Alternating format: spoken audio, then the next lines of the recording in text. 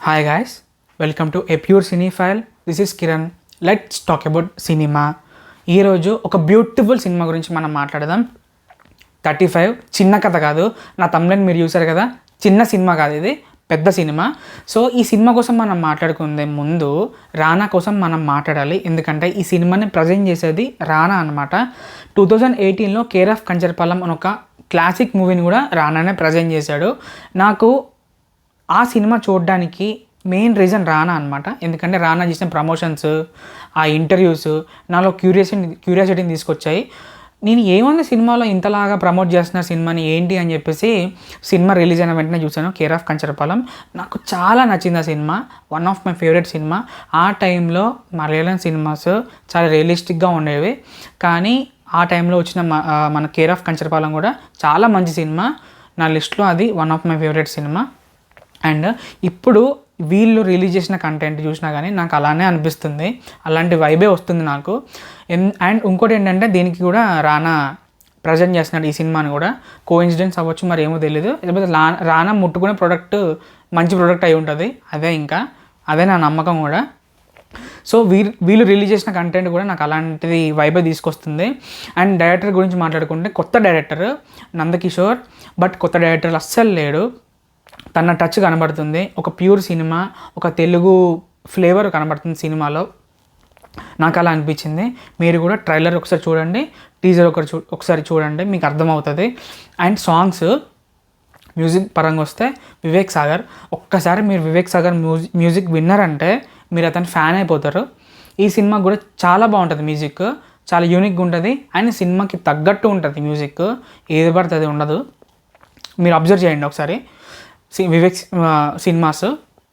And ఇందులో lead వచ్చేసరికి విశ్వదేవ్ అనమాట. He's playing as a Prasad, bus conductor. And Nivitha as Saraswati, housewife అనమాట. సో నివిత గురించి మీకు తెలిసిందే, షీ ఈజ్ వండర్ఫుల్ యాక్ట్రెస్, అసలు చాలా బాగా పర్ఫామ్ చేస్తారు. అండ్ విశ్వదేవ్ నాకు తెలియదు, నేను ట్రైలర్ చూసినప్పుడు ఎవరైనా అని చెప్పి కింద నేమ్ చూసేసరికి విశ్వదేవ్ అని వచ్చింది. చాలా బాగా సెటిల్గా చాలా బాగా పర్ఫామ్ చేశారు.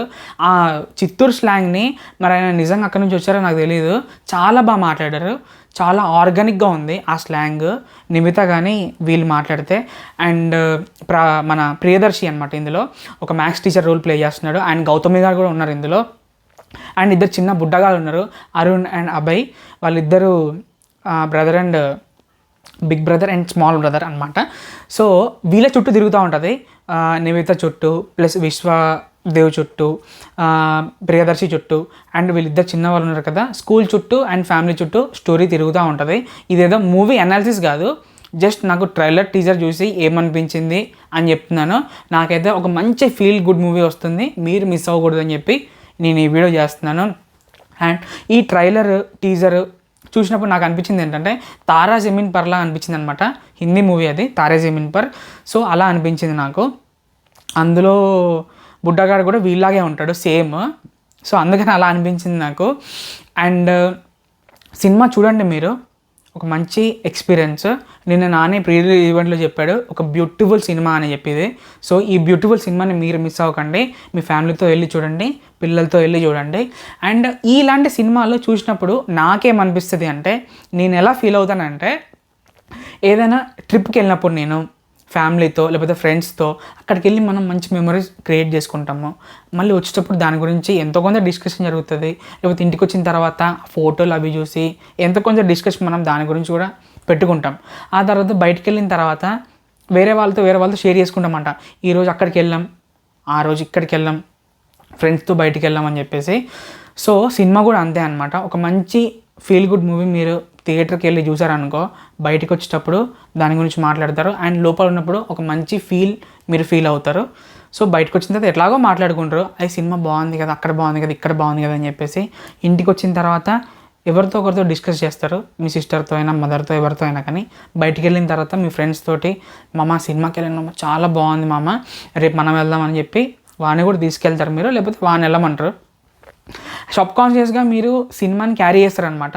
అది మంచి సినిమాకి, గుడ్ సినిమాకి ఉండే ఒక మ్యాజిక్ అది. అండ్ ఒకవేళ సినిమాలో మీరు ఇంకా ఇన్వాల్వ్ అయ్యారనుకో, అలాంటి థింగ్స్ని మీరు ఆ సబ్కాన్షియస్గా క్యారీ చేసే కొన్ని థింగ్స్ని మీరు లైఫ్ లాంగ్ క్యారీ చేస్తారనమాట. అది ఒక గుడ్ సినిమాకు ఉండే పవర్, అది ఒక మ్యాజిక్ అది. సో సినిమా చూడండి, మీ ఫ్యామిలీతో, చిల్డ్రన్స్తో, పిల్లలతో వెళ్ళండి. ఒకవేళ మీకు నచ్చితే, ఒకవేళ ఈ వీడియో చూసి నేను చెప్పినట్టుగా సినిమా ఉంటే వచ్చి లైక్ చేయండి, షేర్ చేయండి, సబ్స్క్రైబ్ చేయండి, కమెంట్ చేయండి.